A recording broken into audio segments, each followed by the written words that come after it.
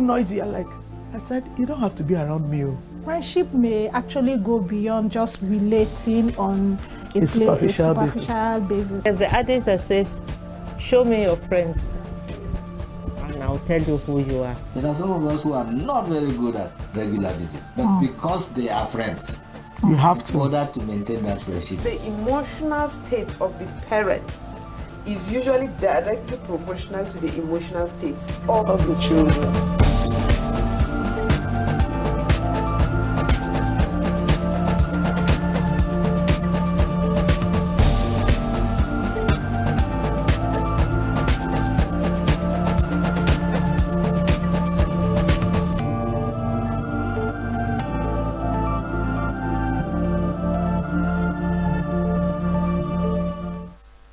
Hello viewers, welcome again to our favorite family show right here on Ekwa Television, The Living Room. I hope we've been having a good week and we've been living our lives in the way that will be honoring and pleasing to God. In the last few episodes, we've been talking about dealing with different kinds of losses, loss of spouse, loss of children, loss of parents, and today again we're still continuing talking about loss because that is something that happens to humans. And many people have not been able to cope with the different kinds of losses that they've had. But today again, want to bring it up to help us to deal with losses when they occur. And today, the kind of loss we'll be talking about will be loss of material things. So many of us, if we think back, we've lost property, we've lost cars, we've lost jobs to different due to different situations and circumstances. And today, to discuss this with me is our uncle, Reverend Jerry Farouk. Is available today. So, Uncle, you're welcome. Thank you very much. Hello, viewers. And Mrs. I.B. Namo is also here with us to discuss this very important issue. And the upside to it all, we are welcome, is the fact that they all have experience in loss in one way or the other, and we'll rub minds on how we can help ourselves to deal with loss when it comes our way. So, while we're talking of loss of material things, Ivy, we'll start with you. What are we talking about? It can be as little as losing your pocket money. Okay. That's how it can be. Because I remember many years ago, before I got married, I had this 50 naira. That was the only money I had. I took it, I had thought of what to do. If I spend this, what's going to happen? And I needed to eat. I was living alone. So I took the 50 naira. I walked to a market to go and see if I can get something. Then 50 naira was valuable to get something to eat. I got to the market. I couldn't find my 50 naira. Wow. I walked from the market back to my house, walk back to the market, looking for the money. Looking for 50 naira. I did not understand. I could not explain to myself what happened. I cried. I was like, what is the meaning of this? So you can imagine just a little amount like that. Even though then 50 naira was very bad. So loss of material things can be as little as losing your pocket money. It can really hurt. When you lose something that is very valuable to you, something maybe that's the last thing you have on you, and then or something that is helping you to do work, like loss of cars. Maybe you have a car and that's the car that's been helping you to do all that you need to do, run around, and suddenly it's gone. It's not going to be easy. So loss of material things can hit you hard. Okay. So Uncle, since you've had some experience, so why is it so important? Why should we even bother talking about loss of material things? Because as Christians, this world is not our home. We're just passing through. All these things are going to perish with time, and when we go to heaven, we're not going with any of these things. So, right. So why is it important? Really? It is important for us to discuss losses in the lives of people, because when the loss occurs, it is not, you don't get any notice, and you are not prepared for it. And so it comes on you suddenly. And usually the more painful ones are the things that you cherish, the things that are valuable to you, the things that you love to keep. And when you lose them, there is a sense of something going out of you. And if you are not careful, the enslavement to material things can be harmful when you lose them. And so sharing and talking about how to deal with losses is so that it will enable you to see that these things are transient. They come and go. And it will be profitable and helpful to us if we hold them lightly, if we don't hang our hearts and our lives on them. If we learn to know that these things are not going to be here forever, then we don't hang our lives on them. So when we lose them, we are not going to lose our sense of self-worth and value and our trust in God, the giver of those things that we have lost. Interesting. Okay, let's look at some of these losses one by one. Yeah, let's look at job. Loss of jobs. I remember several years ago, just after we got married, my husband's appointment at his workplace was terminated, and we had just gotten married maybe a month after we got married, and we didn't see it coming. So it was a very hard time for my husband. He couldn't even tell me, like, it was as if somebody died. Well, maybe, I don't know whether I'll compare, but I know it was hard for him, you know, that period. So, and I know, Uncle, you've had something like that. Yep. So, can you share with us and how you dealt with it? Yes, I was, well, I wasn't, it didn't come suddenly. It came gradually, but I didn't think it would end up that way. I was appointed national director of an organization after I have been tested in different other positions, and then my administrative skills were proven that I could take the position of the national director. So I took that position, and I noticed that there were things that were happening that were not just right. I didn't know the depth of the sharp practices that were happening. And the Lord revealed it to me when I visited one of the centers and just simply asked very simple questions, and this guy innocently just answered all my questions. You know, and I said, can I see your papers of the people you are working with? And then when he gave me, I noticed that there were a lot of discrepancies. And that opened my eye to say, okay, there are loopholes here. I'm going to, you know, close them up. I did. I didn't know that almost 90% or so of the staff were involved in those sharp practices and were making money out of the organization in the wrong way. And so when I closed all those blocks, everybody was enraged. It's like, where are you coming from? You are removing, you know, the feeding bottle from our mouths. And one of the times I traveled out of the country and stayed 2 weeks after and just took a holiday.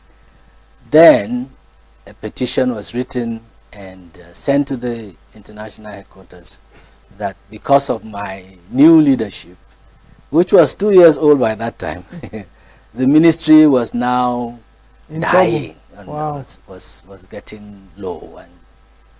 And so I was given a query, and we hear that the ministry is going down in your hands. What is the matter? And I said, no, the ministry is not going down. Yeah, the figures that you are receiving are lower than what you had received before. But this is because I noticed that there were issues and you are getting figures that were not realistic. This particular one that I found out, his report that month should have been 18 people that he was working with. But in his register, he had 98 people. Therefore, he was receiving Bibles that were supposed to go to the people he was working with. And it means that he had 80 people that were ghost members of his church. And so that multiplied 100 times around the country. And so I told them, no, now you are getting the real figures, because I have put checks and balances. But it didn't sit down well still with the international organization. Why? Because on the other side, they needed larger figures so they can raise more money. And the ones here are saying, well, you are stopping us from getting more money, so we are going to step on your toes and see. And to cut the long story short, the international organization said, okay, I should step aside for 2 weeks. We are going to do, I should go on administrative leave, that was what it was called. During those 2 weeks, the manipulation all took place, and my direct boss, who was living outside the country then, also flew into the country and talked with this guy who masterminded my removal, so that he would take my place. And they concluded everything, and he called me on the phone and said, well, I've gone through, and I'm satisfied now that you are not coming back, and you are going to leave this position immediately. I said, what did I do wrong? He said, well, administrative things.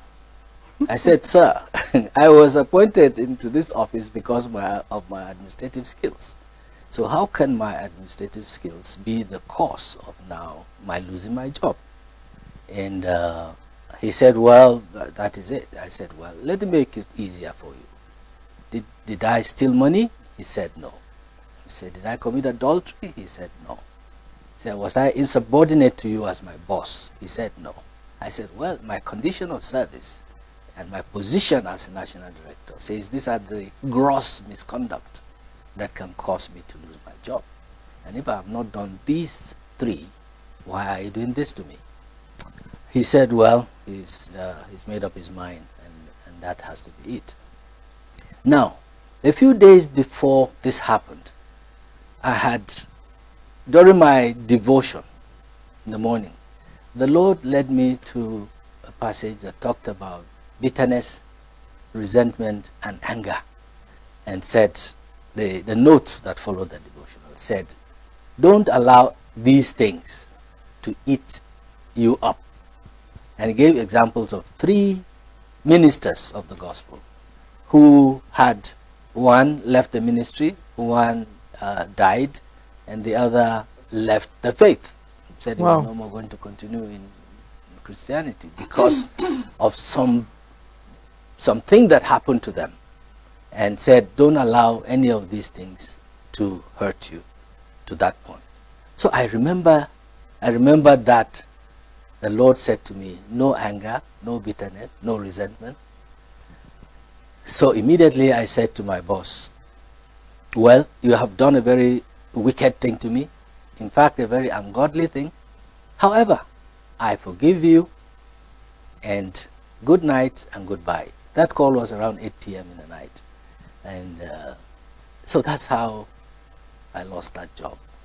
Just like that. I never expected that would end that way. But because of the fact that I did not think that I would lose that job just like that, my mind was racing all over the place. Why did this happen? Why did this happen? It was much later that I realized all the intrigues that were going behind. But because the Lord said to me, don't allow bitterness or anger or resentment to affect your relationship with people, I was able to handle that without that immediate anger and bitterness. But there was a lot of wondering why this thing is happening. And like you shared, it was difficult for me to share with the family. You know, I had children now. It was not as early marriage. You know, so after the devotion, I told my wife, well, I can't break this news to the children. So please find a way of saying it to them, you know. And she did. And all the children just looked at me, you know, and, okay. They did not really grasp the imports, you know. They were not old enough at that point. But to take you to the other side, for 1 year, I went without a job, but I also tried to do other things other than what I believed God had called me into. God had called me into ministry, into missions. And here I was, losing one job in missions. And I wanted to go into business, to do all kinds of things, you know, and they were not working. But one thing that God did is that at the end of that year, when I calculated and counted how much money I got in terms of gifts and helps and what have you, they were actually almost twice the worth of my salary the year before I was. So the Lord closed that door and supported me and provided, and then opened a bigger door actually. Now I'm sure that if I had been bitter and angry with the people who did whatever they did to me, I would have closed that door that God was opening. And I believe that if God had said to me, Jerry, this is time to leave this job now, I would have said to him, no. This is at the peak of this job. I'm enjoying it. I have just taken this ministry from grace and taken it from grass and taken it to grace. Another level. You know, there was so much commendation. The people who didn't know what was happening on the ground were happy with what was happening up. But the people who are enjoying it underground were angry. As a matter of fact, somebody told me much later that, Jerry, you should be happy that you only lost the job and not your life. And I said, what do you mean? He said, I heard and I knew of plans to get rid of you, and if possible, you know, to take your life so that that job will go to someone else. So God shielded me from death. And one other death that God shielded me from was that those of you who knew that there was an airline called EAS that had a crash in Kano, you know, if I did not lose that job, I was scheduled to go to Ghana that week. And the plan was I was going to fly on that airline on that day to Lagos and then proceed to Ghana. Wow. So if I had not lost that job that time, it was just 2 weeks in between, I would have died in that crash. So God took away that job to save my life so that I will continue with ministry thereafter. Now when I looked at it in retrospect, I said, thank you, Lord, for losing that job so that I can have my life and do other things to the glory and honor of your name. So don't hold these things too tightly. God may be the one pulling them out of your hands so that he can save you from something more gruesome and then give you something much better. So for viewers and for all of us too listening is, when you lose a job, no bitterness, no anger, no resentment. It's not easy, especially if you've been treated unfairly. Yeah, you really and if you know the people who treated you so you really need God to help you. And you know, I used to say that it's easier to forgive somebody who is not a Christian than to watch a Christian do something that you know is wrong. That's true. And pride in doing it. So we really need God's help. Sure. And then God has a plan. I think what I've learned from your story is that God has a plan for every one of yeah. us, and we must learn to trust Him, Yeah. even when the plan isn't looking like what we ordered Yeah. or what we wanted. We should just keep an open mind and know that God has our best interest at heart. That's right. Wow, Uncle, thank you for sharing. Okay, other losses. Tell us the one you have experienced. Oh God. One of the major losses we've had was in 2001 during the Just crisis. Just crisis. We were living- Interesting. No, it was 2002. All right. We were living in Ricos at that time. I was in the market when the crisis started. And, you know, we thought it was just an opera and we were running a Tasketer and people, you know. And we got back home, thought that everything was over. That was on the 9th. Thought that everything was over. Went back to the house. Everybody was doing things. And then on the 11th, that was when Rico's own actually started. We just started hearing shouts. And my mother-in-law was around. I had a 2-month-old baby. And then my daughter. So I was trying to wash the napkin of the boy when it started. So we abandoned everything and we ran. We were kept in hiding for about, I can't remember how many hours, but I know we ran at around 9. Before we could be rescued, it was almost 1 or 2 p.m. in the afternoon when they said the soldiers had come, we could come out of our hiding. Then they took us to NDLA guest house, somewhere, NDLA, so we went. That time we didn't have access to any of our properties. We wanted our life. So in the evening of that, no, we slept there. The following morning, we were all sleeping on the floor. The men were standing, the women were sleeping on the floor. And the NDLA people brought, they brought mattresses, some of us on the mats. That's how we slept till the following morning. Then in the morning, they came and announced to us that we have to leave. That they don't know where we will go to, but that we have to leave. So we left. We looked for family and friends who could keep us, so we left. Nobody's talking about property at this point. We all left, and so after about 3 days, they told us that we could return To your homes. to pick. The homes were still not safe. We had heard then that our landlord was killed, his brother was killed, but then they told us that we could get a car and with the escort of a military man to come and pick our things. So my husband got a car, went to pick our things. But when they got to the place, they were only able to remove our personal effects. The major big things were left. My husband said, by the time they picked a few things, the military man said, Kai, no, there's a tension here. Oga, we had to go. So himself and the other man, they came with our neighbor. They had to leave. So we left everything and they left. So it was like that for about a month or so before we went back to go and see what is left of our thing. By the time we got there, everything was gone. They didn't burn it down, they actually packed them. Our chairs, tables, everything. In fact, they removed the toilet seats. Yes, that's how bad it was. The plates, everything was gone.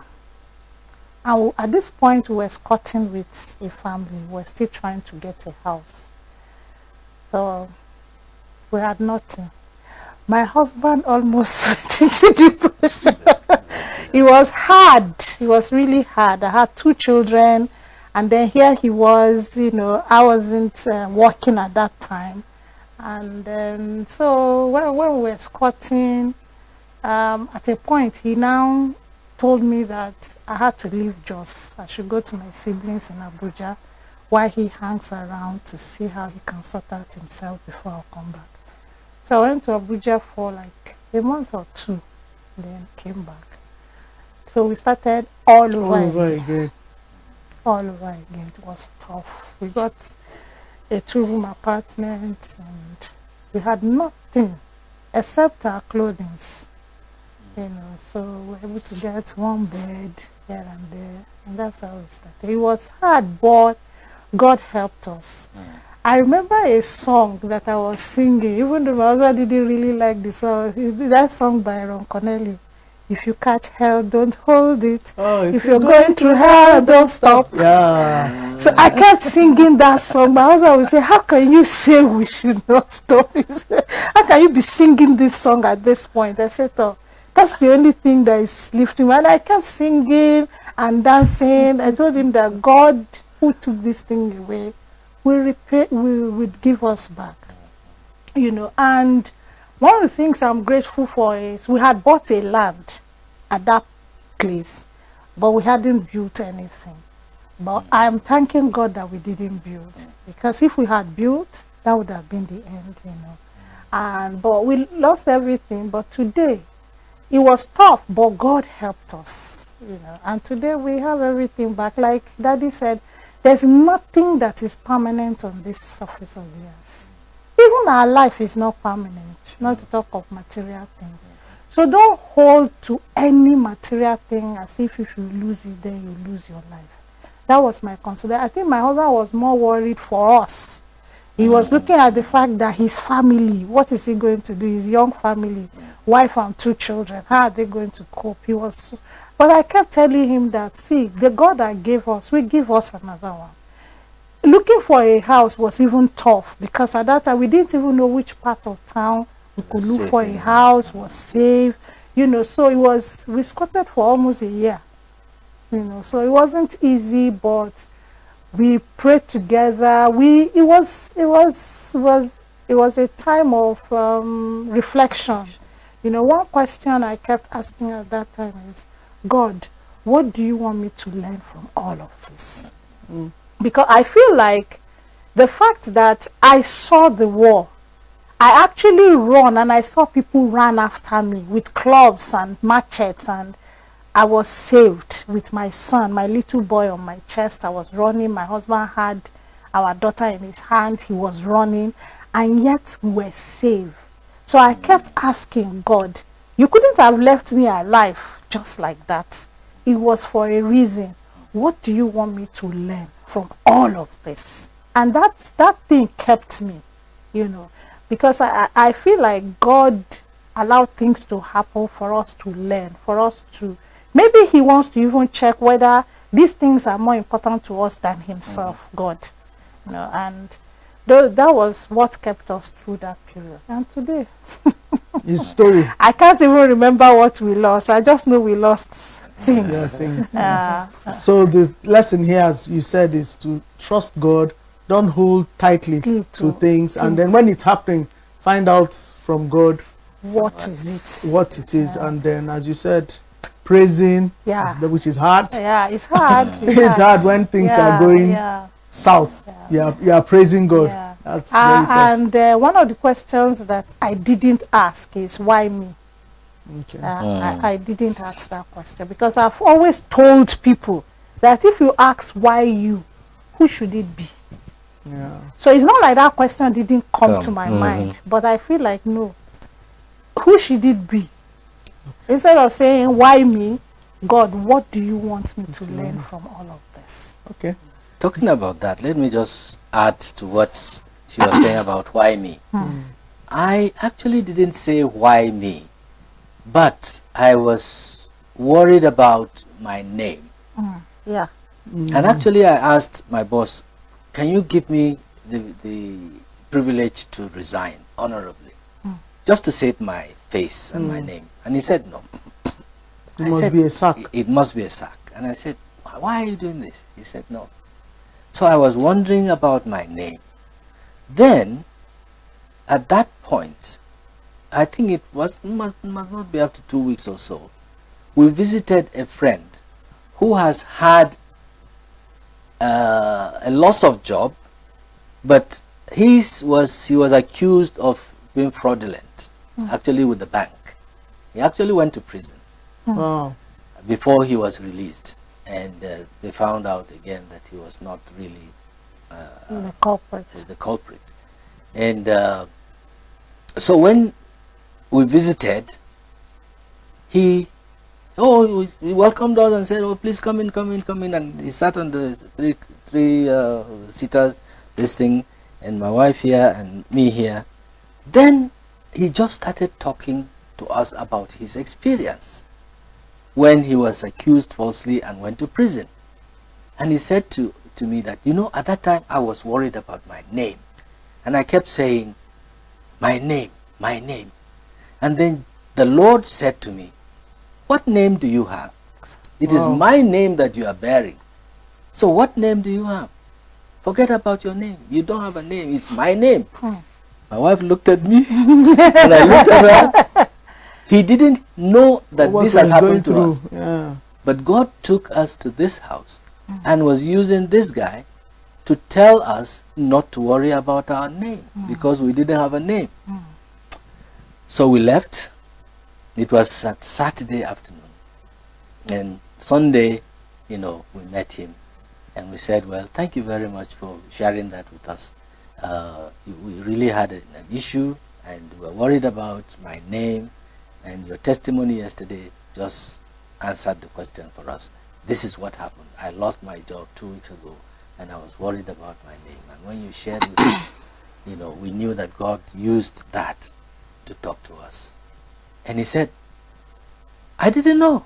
Why didn't you tell me? I said, no, we didn't. So like you said, sometimes we say, why me? Sometimes we say, well, this is happening to me because I sinned. Yeah, all of these your things. mind will actually go round. Go round. Your mind went places. At a point, actually, I was saying, God, if there was anything we have done wrong, please forgive us and all that. And then it was like, no, we didn't have to do anything wrong. These things happen, and they could happen to the best of us. Sure. It happened to Job. Yeah. What did Job do wrong? What did Job do wrong? Nothing. That's true. That's true. In short, Job's problem was that he was righteous. Yes. He was righteous and God bragged with him. Yes, yes. He was righteous and that's what got him into trouble. Yeah. And much later in chapter 23, verse 10, he says, the Lord sees me. And when he has tested me, I will come out like gold. So, God knows us. He is testing us so that he can refine us and will come out as gold. And we can also be there for those who go, like the man who was there for somebody who had gone through. So you comfort others with the comfort that you have. God has comforted you. Yes. And it will also help us not to come up with this ideology of when something happened to somebody, you start looking for the sin that the person committed. That thing taught me a great lesson. Whenever things happen to people, I don't try to see, this man must be a bad man. Even if he was a bad man, I don't see it that those things happened to him because he was a bad person. I see it that God has a lesson to teach this person. So everybody will keep an open mind. Don't hold tight to things. And let God lead us and direct us in whatever it is we're doing. No bitterness, no anger, no resentment. Even when it's so apparent that you have been treated badly, let's trust that God has our best interest at heart and He'll work out His purpose for our lives. Okay, and I know there are so many other things we can lose, but yes, Uncle, you said you had lost many things. You have plenty testimonies of other losses. Is there another one you want to share? Yes. I lost the car that was given to me in trust. I had this very good Pakistani friend who just bought his brand new car and was traveling back to Pakistan. And he said to me, Jerry, why don't you keep this car for me until I come back? I said, okay. So I parked the car in a safe place in the office premises. And I traveled with my own car. And on my way back, some children just playing on the street threw stones at my car and it broke my windshield. shattered the windshield. That's between Kano and here. During the rainy season. So I drove my car to the office now and parked it and took my friend's car. Since he said, keep the car and you can use it, you know. And I brought the car to my house. And the following day I woke up. I looked through the car and the car was gone. For real? For it. Wow. Brand new 504 car. I'm sure you'll be wondering whether you really brought I this said, car did I home. really bring that car home? Or then I looked at the spot in which I thought I left Left that the car car. that night. And it wasn't there. I was really confused. But then I thought through and I said, no, I brought that car. And it was parked here. You know. So I called a few people and they said, well, just go and report to the police. And I did. When I got to the police office, the policemen now whispered to each other. They didn't know that I heard them. And they said, I thought these people told us that they are going to stop this thing. This is the fourth one this morning. So the policemen were saying that So that means the the right person. robbers told them they were going to stop taking people's cars. And now this is the fourth car that was stolen last night that was being reported. So I reported and I left it like that. I said, well, Lord, you know why. You know that I did my best. I kept this car, but I needed it because I couldn't fix my windshield immediately. And that's why I brought this car and I was using it for that day into that night. And so, you know, that time there were no phones. I couldn't call him and tell him, you know. But when he came back, he came straight to the house to pick his car. And I said, well, my friend, this is what happened. And I was expecting him to break down. And he said to me, oh, Jerry, don't you worry. I have insurance on it. And I'll just go to my insurance company and they will replace the car for me. I said, I'm very sorry. He said, no, there's no need to worry about this, you know. But I felt the loss of that car as if, you know, part of me was taken. Sometimes I feel it's even better you steal my own than Yeah, That is that's somebody else who has given me me trust. Yes. Yeah. Yeah. But my friend just said, no, don't you worry. And he went and, you know, I gave all the report and everything. At that time, you know, insurance was working properly, you know. So they replaced the car for him. Gave me a similar car. And, but like I said, the loss of that car was not funny. For those, I think he was away for 2 months. Those 2 months were bitter months for me. You are not yourself. I was not myself. I kept wondering what will happen when my friend comes back and his car will not be there for him. You know, it didn't take a long time, and he got his car back. Then I traveled again on one trip. I went to speak at a conference in Kaduna, and I was on my way back, and enjoying music in the car and driving all alone. And all of a sudden, I turned the bend, and I saw 5 people with guns in their hands. And I just, what are these? Before I could know what, they had all lined up in front of me with their guns, you know. And the Lord said to me, be still, I am with you. Now, before now, I was always contemplating in my mind that if I ever ran into armed robbers, I will actually just speed And knock all of them out. all of them out and go, because I said I knew how to drive very well. I would know how to manipulate and just break everybody's leg and pass. But the Lord said to me, just be still, just stop, and I'm with you. So I stopped, and 2 of them came to this side of the car, 2 of them came to this other side of the car, and 1 of them stood at the back of the car. Okay, and then this one opened the door and said, come out, come out. And I came out. He said, lie down, lie down. Yeah, no, first of all, he started searching my pocket to get all the money. And I said to him, no, no, don't worry, don't worry. I will give you, we'll do this thing very nicely. Don't worry, I'll give you. So I took all the money that I had on the pocket, I gave him, and took it, okay? And there's the big guy who was having the bag at his back, and he was putting all the money that they were getting. And so they dragged me, and now they ransacked that car. There were cassette tapes. Then they lifted the foot mat, everything, my suitcase at the back, they opened it and searched everywhere, and went to the back of the car, opened the boot and was searching. Incidentally, I had ran into a herd of guinea fowls, and I was able to kill about, is it 2 or 3, you know, and I just put them at the back of the boot. But when I was leaving Kaduna, a friend of mine who was working in the bank, you know, said, oh, okay, you came and did. I said, okay, well, here's a gift for you. So he gave me an envelope with money in it. The money that was in that envelope was worth what was my monthly salary that time, you know. And I said, okay, thank you very much. I received it. That was my last point of call before I would take out, leave town. And my suitcase was just right behind me, since I was the only one in the car.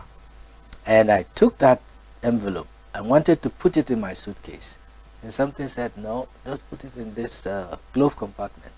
And I just threw it there and closed the glove compartment. You know that these guys searched all that car like I told you, except for the engine and the glove compartment. They searched everywhere. They took my wallet, they took my Bible, they opened the Bible to see if there was money in it. They took all the money in the wallet, took all the money in my pocket, and they said, okay, lie down. So I was the first one to lie down on the streets, middle of the street. And then other cars were coming, and I could hear all the noise. Everybody was crying, and they were collecting money, you know. But the Lord said, be still, I am with you. So I lay down there quietly. I think it must be up to 45 minutes because the cars were just coming. It was a Friday, the market day in Pambegua, and they were just, so they timed it. You know, so all the marketers are coming back, and they were just taking everybody's money and lying down. This guy was really, since I was right in front, I lifted my eyes and I could see what was happening. They'll collect the money and he'll put it in his bag, put it in the back. And all the cars and the buses, until one car came from the other direction. And when they saw him, they lifted the gun, and he immediately turned and sped back. Later on, I found out that it was an army general, army officer. I think it was a captain or something. So he now stopped all the cars coming from that direction, and no car came further. And by this time, and the police checkpoint was not too far away from where they were operating. By this time, the gunshot and everything, the policemen stopped all the other cars coming. So it got to a point where there was no more activity. That was when he said to his colleagues, the guy at the top, he said, okay, Mutafi, let's go. You know, and all troops went up the mountain. And then I got up. I said, they have gone. Let's get up. And so one by one, everybody got up, counting their losses. You know, then I said, the little amount that I had on me was not much. The real big amount of money was the one in that glove compartment. And the Lord just shut their eyes from seeing that money. And the Lord also just comforted me and said, don't you worry, nothing is going to happen to you.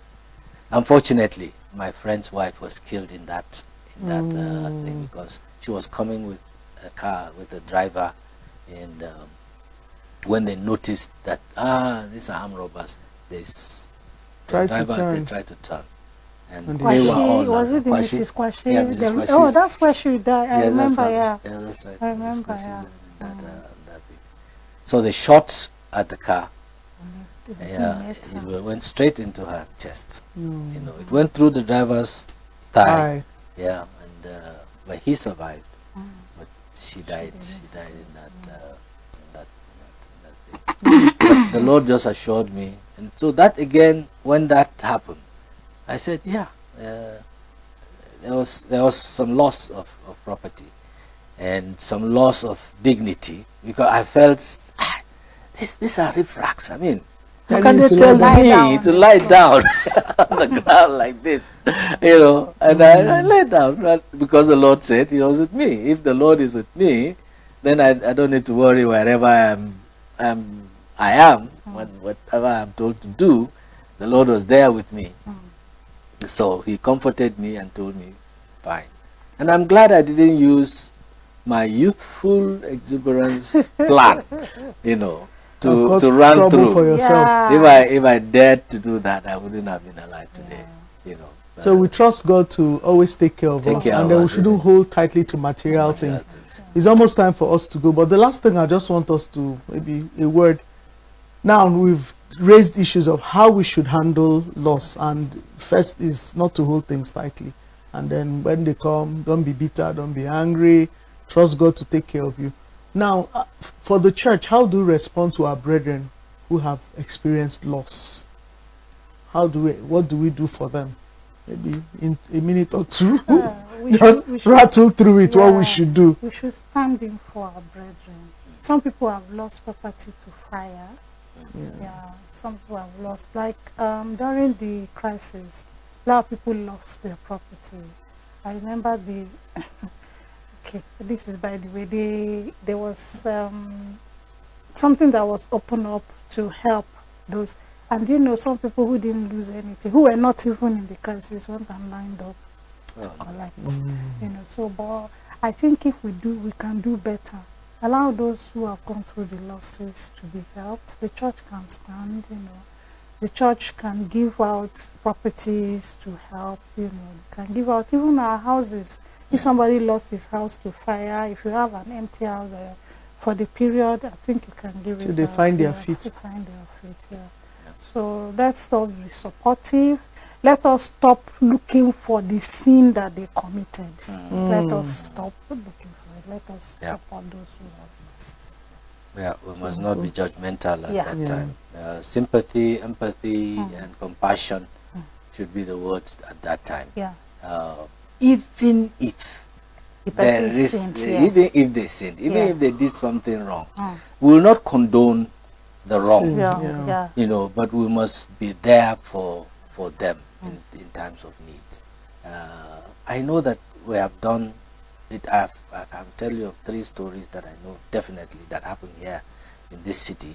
2 people whose house was gutted by fire, and when they were supported, the houses that they got after that, you know, were much better than what they had initially. And that was because the brethren them, you know, supported them, and they got better houses. What you are talking about, losing a house and somebody giving, you know, that happened in our church. I mean, one brother lost his house, and one other brother gave them a house until when they were able to fix the other one. So we should stand by each other in times like these. Like I said, you know, it was brethren who supported me after my loss of job for 1 year. You know, and I still remember people who supported me, and it strengthened our relationship. You know, a friend in need is a friend indeed. Yeah. So those friends, you know, who stand by you in times like these are friends who you must not lose, because they are there for you, not because of what you have, but because of who you are. And that's what we should be to one another. That is being one another's keeper. Yeah, that's what it means to be brethren. So viewers, we have heard today we've really shared testimonies of loss and how they coped with it. So loss is part of life, is what happens, and we've been told not to hold on tightly to things. Let's hold loosely to them, because everything would go. We our own lives too, we're just passing through here, and so we shouldn't hold on to anything tightly. And when we lose those things, let's trust God, know that God has a plan for our lives. He'll see us through, and what we can do for one another, let us support one another. Let us support one another, and let's not be judgmental. let's be there for one another. You don't have to have so much money. You don't have to have so much. But the little you have, you can share. Even as the early church shared with one another in times of need. Let's love. The Bible says it's by our love that they will know that we are children of God. The love we have one for another. Yep. So let's show this love. Let's support one another. Let's encourage one another. Let's pray for one another. So that we can do this race well in spite of the problems that come our way. Uncle Jerry, thank you so much for sharing from your experience. Mrs. Namu, thank you so much for sharing. It's not easy to share what happens to you personally, but thank you. You've kept it real. There's no fakeness about it. So viewers, thank you also for staying with us throughout, for not touching that dial. And our desire is that you too will practice these things that we have said and also support ourselves and your brethren, anybody around us who we see has this kind of challenges. Let's reach out and support one another. Lord God bless each one of us as we continue to live the life that God has called us to live. So till we see you again, same time, same place at the Living Room on Equity Television International. God bless you. Bye. Bye.